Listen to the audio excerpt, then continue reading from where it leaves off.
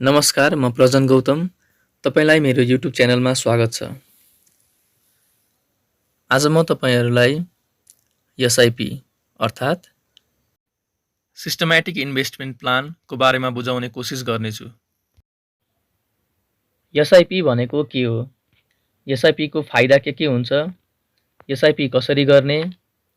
SIP मा पैसा हाम्रो कम्पाउन्डिङ अथवा मल्टिप्लाई कसरी हुन्छ? र हामीले यो भिडियो पुरै हेरिसकेपछि यसबाट के कुरा सिक्न सकिन्छ त्यसको निष्कर्ष। सबैभन्दा सुरुमा एसआईपी भनेको के हो? आफूलाई नै एउटा नियमभित्र राखेर थोरै पैसालाई लगानी गर्नु नै एसआईपी हो। यसो गर्दा हामीले गरेको थोरै लगानी बढ्दै गएर एउटा ठूलो धनराशिमा परिणत हुन्छ। एसआईपी किन गर्ने? एसआईपीले हामीलाई के दिन्छ? यसलाई बुझाउन म दोस्रो नम्बरमा रहेको एसआईपी को फाइदालाई 5 वटा पोइन्टमा बुझाउने कोसिस गर्छु। खर्च धेरै भएर बचत गर्न गाह्रो भएको अवस्थामा यसले धेरै मद्दत गर्छ। यो हामी एउटा नियममा बसिसकेको हुन्छौं, त्यही भएर हामीले गर्नै पर्छ भनेर हामी यसलाई मान्छौं। त्यही भएर धेरै खर्च भए तापनि हामीले एसआईपी को लागि केही न केही एमाउन्ट छुट्याउने गर्छौं। दोस्रो फाइदा भनेको हामीले हाम्रो लगानी सानो एमाउन्टमा गरे पनि यसले हामीलाई लामो समय लङ टर्ममा धेरै राम्रो प्रतिफल दिन्छ। त्यसैले यसले हामीलाई धेरै फाइदा गराउँछ। हाम्रो थोरै कमाइबाट पनि हामी यसमा लगानी गर्न सक्ने भएकोले हामीले थोरै कमाइ हुँदै पनि आफ्नो भविष्यको लागि केही सञ्चित गर्न सक्छौं। भविष्यमा हुने पैसाको कमीलाई यसले धेरै कम गर्न सक्छ। यो यसको चौथो फाइदा हो। जसरी एउटा बिरुवाले त्यो बिरुवालाई मलजल गरेर हुर्कायो भने पछि ठूलो रुख भएर त्यसले हामीलाई राम्रो फल दिन्छ। त्यसरी नै एसआईपी पनि उचित ढंगले गर्न सकियो भने त्यसबाट हामीले राम्रो प्रतिफल पाउन सक्छौं। अब एसआईपी कसरी गर्ने भन्ने कुरा आयो। अब एसआईपी गर्दा आफ्नो आम्दानी कति छ, आफुलाई त्यो आम्दानीले पुग्छ कि पुग्दैन, र कति खर्च कटाएपछि चाहिँ कति पैसा आफूसँग बचतको रूपमा रहन्छ त्यसलाई ध्यान दिनुपर्छ। जस्तै मैले महिनाको 10,000 कमाउँछु भने मलाई आफ्नो खर्च 8,000 मात्रै हुन्छ, मसँग 2,000 सेभिङ हुन्छ, अथवा मलाई 9,000 ले पुग्छ र 1,000 मसँग बच्छ। त्यो 1,000 लाई चाहिँ म महिनै पछि रेगुलर तरिकाले आज गरेर भोलि नगर्ने पनि हैन, सधैँ गर्नु पर्यो, प्रत्येक महिना गर्नु पर्यो। आफ्नो जुन प्लान छ, यदि महिनामा गर्ने छ भने महिनामा गर्नु पर्यो, यदि 3 महिनामा गर्ने प्लान छ भने 3 महिनामा गर्नु पर्यो। यसरी जे प्लान बनाइएको छ त्यसरी चाहिँ गर्नु पर्यो। तर त्यो पैसाले आफ्नो दिनचर्यामा असर नगरोस्। आफूले सेभिङ गर्न सकिन्छ जस्तो लाग्छ भने त्यति पैसा गर्ने। अब मैले 10,000 कमाउँछु, म 8,000 चाहिँ एसआईपी मा रेगुलर गर्छु भन्नु भने गाह्रो हुन्छ, किनभने हामीलाई 2,000 ले बस्न गाह्रो हुन्छ। पैसा कति म आफू हाल्छु भन्ने म फिक्स भइसकेपछि त पैसालाई कसरी हाल्ने भनेर सोच्दाखेरि चाहिँ हामीले स्टक मार्केटमा हाल्न सक्छौं। कुनै राम्रो कम्पनी हेरेर त्यसको डिभिडेन्ड हिस्ट्री हेरेर हामी त्यसमा इन्भेस्ट गर्न सक्छौं। तर त्यो इन्भेस्ट गर्दै गर्दा हामीले मार्केटलाई कहिले पनि फलो गर्नु हुँदैन। त्यो कम्पनीलाई फलो गर्ने, कम्पनीको कुनै बेला शेयर प्राइस माथि हुन्छ, कुनै बेला तल हुन्छ। तर हामीले एउटा फिक्स्ड एमाउन्ट जसरी हामी हाल्छौं भनेर हामी एउटा नियममा बसेर एसआईपी गर्छु भनेर बसेको हुन्छ भने त्यो हामीले गर्नै पर्छ। त्यसरी गरियो भने हामीलाई मार्केटको तलमाथिले धेरै असर गर्दैन, किनभने हामी एभरेजै गरिराखेको हुन्छौं हाम्रो स्टकलाई। त्यो राम्रो स्टक हेर्ने जसले प्रत्येक वर्ष डिभिडेन्ड दिइरहेको छ, त्यसबाट हामीले रिटर्न पाउन सक्छौं, त्यस्तो खालको स्टक्सहरुमा हामी एसआईपी गर्न सक्छौं। उदाहरणको लागि कुनै कम्पनीको स्टक मलाई एसआईपी गर्न मन लागेको छ, मलाई त्यो कम्पनीको स्टक, त्यो कम्पनी मलाई मन परेको छ, म त्यसको शेयर किन्न गइरहेको छु। त्यसको प्राइस आजको मूल्यमा सपोज 110 रुपैयाँ छ, मैले 1000 रुपैयाँको त्यो शेयर किने। मसँग सर्टेन 9-10 किता कति आउँछ मसँग आयो।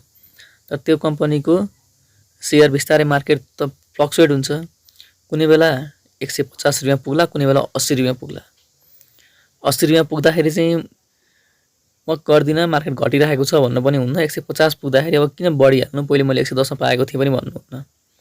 हामी 80 मा पनि किन्ने, हामी 150 मा पनि किन्ने, तर फिक्स्ड टाइम हामीले कसरी गर्छौँ भनेर एउटा सुरुमा आफू एसआइपी गर्नुभन्दा अगाडि हामीले एउटा नियम बनाएको हुन्छौँ, त्यसलाई फलो गर्नुपर्छ। प्रत्येक महिना किन्ने, उसको प्राइससँग हामीलाई मतलब भएन, तर कम्पनी राम्रो सिलेक्ट गर्ने। सस्तो र महँगोमा किने पनि एभरेजिङ गर्दा बिचको प्राइसमै आउँछ, त्यही भएर चिन्ता लिनु पर्दैन। अर्को भनेको हामीले म्युचुअल फन्डमा पनि हामी इन्भेस्ट गर्न सक्छौँ। म्युचुअल फन्ड सायद सबैलाई थाहा नै होला के हो भनेर। म्युचुअल फन्डमा पनि हामीले अघि गरे जस्तै फिक्स्ड टाइममा म यसको सेयर किन्छु। ओपन इन्डेड म्युचुअल फन्ड गरे पनि हुन्छ, क्लोज इन्डेड गरे पनि हुन्छ, तर क्लोज इन्डेडमा एउटा म्याच्युरिटी पिरियड भएपछि त्यो स्टक त्यो सेयर सिधिने भएकोले, एउटा त्यो इन्डमा आउने भएकोले ओपन इन्डेड म्युचुअल फन्डमा गर्दाखेरि चाहिँ राम्रो हुन्छ। यदि एसआइपी नै गर्ने हो भने चाहिँ क्लोजमा गरेको नराम्रो होइन, ओपनमा गर्दाखेरि चाहिँ हाम्रो एरिया ब्रोड हुन्छ, हामीले लामो समयसम्म एसआइपी गर्न सक्छौँ। नेपालमा अहिले 4वटा क्यापिटलले, एनएमबी क्यापिटल, एनएससिएसिया क्यापिटल, एनआइबिएलएस क्यापिटल र सिद्धार्थ क्यापिटल, यी 4वटाले चाहिँ एसआइपीकै नामबाट ओपन इन्डेड म्युचुअल फन्ड खोलेका छन्। एसआइपी नै हो उनीहरूको चाहिँ। त्यहाँ चाहिँ हामी मन्थली पैसा डिपोजिट गर्न सक्छौँ, मन्थली एनुअली जसरी गरे पनि हुन्छ। यी 4वटा क्यापिटलमा गर्न चाहिँ मन छ तर आउँदैन, किनभने अब अहिले यी 4वटा क्यापिटलमा अनलाइन नै गर्न मिल्छ, हामीले ब्याङ्क धाउनु नै पर्दैन। कसरी गर्ने भनेर आउँदैन भने चाहिँ मैले योभन्दा अगाडि यसको विषयमा एउटा भिडियो बनाएको छु, पुरै प्रोसेस भनेको छु त्यसमा मैले।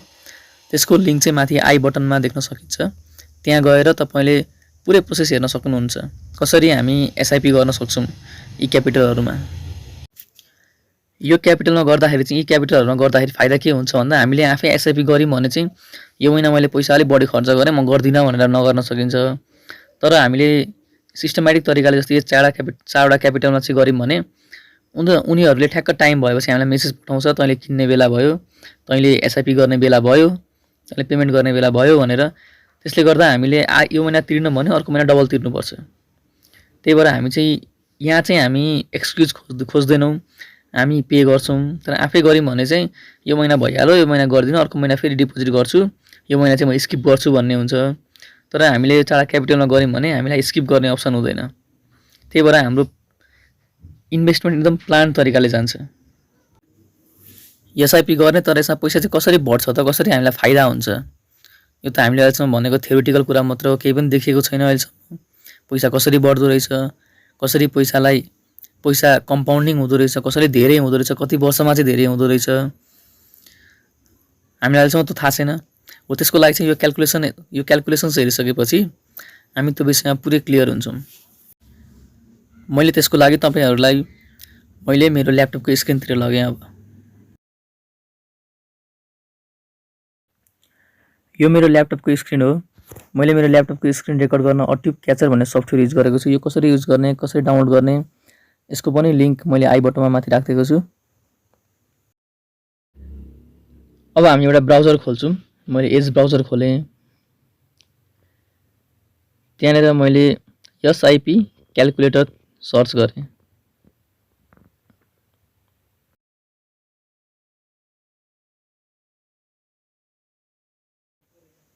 यहाँ धेरै अप्सन देख्न सकिन्छ। एनएबिएलएस क्यापिटलको छ, सिद्धार्थ क्यापिटलको पनि छ। हामीलाई जुनमा गए पनि हुन्छ। म चाहिँ एनएबिएल क्यापिटलमा गएँ।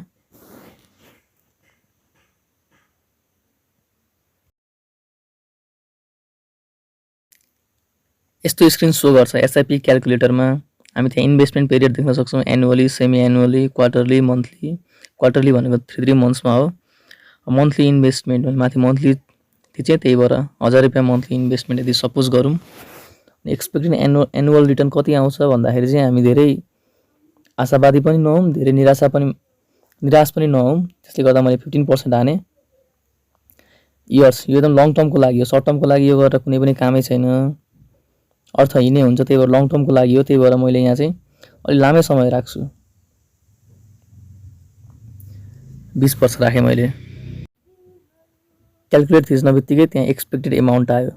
हामीले 20 वर्षसम्म प्रत्येक महिना 1000 रुपैयाँ इन्भेस्ट गर्यौं भने यदि अनि त्यो फन्डले म्युचुअल फन्डले अथवा ओपन इन्डेड म्युचुअल फन्डले हामीलाई 15% रिटर्न दियो भने हाम्रो 20 वर्षपछिको एमाउन्ट भनेको 15 लाखको छेउछाउमा आउँछ। त्यो भनेको हाम्रो इन्भेस्ट हाम्रो लगानी 2,40,000 हुन्छ। हाम्रो टोटल कमाई भनेको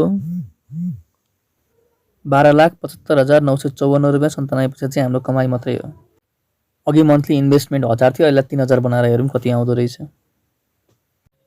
हामीले 20 वर्षपछि 45,47,000 को छेउछाउमा पैसा पाउँछौँ यदि हामीले 3000 मन्थली इन्भेस्ट गर्यौँ भने। यो 20 वर्षपछिको लागि हो। तर हामीले यदि 30 वर्ष राख्दियौँ भने हाम्रो कति आउँदो रहेछ त?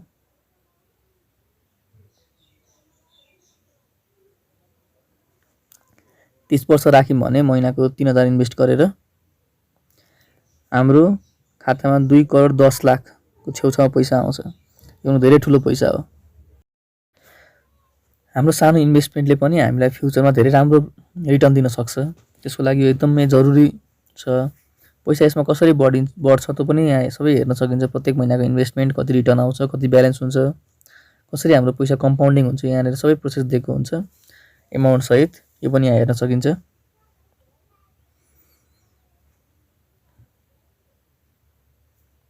यो रिइन्भेस्टमेन्ट गर्दाखेरिको कुरा हो। यो रिइन्भेस्टमेन्ट गरिएन भने फेरि आफ्नो खातामा पैसा आउने भएकोले एसआइपी गर्दाखेरि चाहिँ रिइन्भेस्टमेन्ट जरुर गर्नु होला। यो सबै कुरा मैले भिडियोमा भनेको छु। मजाले हेर्नु होला भिडियो एकचोटि, माथि आई बटनमा भएको भिडियो हेरिसकेपछि एकचोटि आफै पनि ट्राई गर्नु होला। आफू कति इन्भेस्ट गर्छु मन्थली अथवा एनुअली कति गर्छु, कति एक्सपेक्ट गर्छु रिटर्न र कति हुन्छ, म कति वर्षको लागि गर्छु, त्यो पनि आफू फिक्स भएर गर्नुभयो भने आफ्नो अनुसार प्लान बनाउन सकिन्छ। यो त मैले एउटा र्यान्डम स्याम्पल मात्र देखाएको हो। जस्तै अघि मैले 3000 हालेको थिएँ, त्यो कसैलाई बढी हुनसक्छ, कसैलाई कम हुनसक्छ। त्यति नै हाल्नुपर्छ भन्ने छैन, आफ्नो अनुसार हाल्दा हुन्छ। त्यही भएर म यहाँ अर्को पनि एमाउन्ट हाल्छु, जसले गर्दा धेरैवटा एमाउन्टमा हामीले कम्पेयर गर्न सजिलो हुन्छ। त्यहाँ मैले 2000 हालेँ मन्थली इन्भेस्टमेन्टमा, अनि क्यालकुलेट गरेँ कति आउँदो रहेछ भनेर। यसमा 1,40,00,000 आउँदो रहेछ 30 वर्षपछि यदि हामीले महिनाको 2000 इन्भेस्ट गऱ्यौँ र 15% एनुअल रिटर्न 15% दियो भने वार्षिक रिटर्न चाहिँ 15% आयो। यो भिडियो हेरिसकेपछि एउटा कन्क्लुजन त निकाल्नु पर्यो। के कन्क्लुजन निकाल्न सकिन्छ भने बचत गर्न सबैभन्दा गाह्रो कुरा हो। एउटा बचत गर्ने बानी बसाल्न धेरै नै गाह्रो छ। एउटा एक्जाम्पल हामी के लिन सक्छौँ भन्दा कोही गरिब व्यक्तिले चिट्ठामा लाखौँ मात्र होइन करोडौँ पनि जित्न सक्छन्। तर सेभिङ गर्ने बानी नहुँदा, पैसालाई सम्हाल्न नसक्दा उनीहरू केही वर्षपछि पुरानै जीवनशैलीमा फर्कन बाध्य हुन्छन्। यो भनेको पैसा तपाईँले कमाउनु भयो तर त्यसलाई सही ठाउँमा उपयोग गर्न सक्नु भएन भने त्यो कमाएको अर्थ पनि हुँदैन। त्यही भएर पैसालाई कसरी युज गर्ने, कसरी हामी त्यसलाई संरक्षण गर्ने, जसले गर्दा हामीलाई पछि एउटा फाइनान्सियल सेक्युरिटीको रूपमा त्यो पैसा काम लागोस्। त्यसैले हामीले पैसा कमाउने मात्र होइन, पैसालाई चलाउन जान्न पर्छ। त्यसको लागि सबैभन्दा सुरुको स्टेप र भरपर्दो प्रक्रिया एसआइपी नै हो। यो मेरो व्यक्तिगत बुझाइ हो। यदि कसैलाई पैसा थाहा छैन के गर्ने भन्नेको लागि चाहिँ एसआइपी एकदम बेस्ट हो। त्योभन्दा अरू अल्टरनेटिभ पनि छ, बिजनेस गर्ने के गर्ने। त्यो यदि मान्छेमा त्यो क्यापेसिटी छ, त्यसलाई घुमाउन सक्छ भने त्यो राम्रो हो।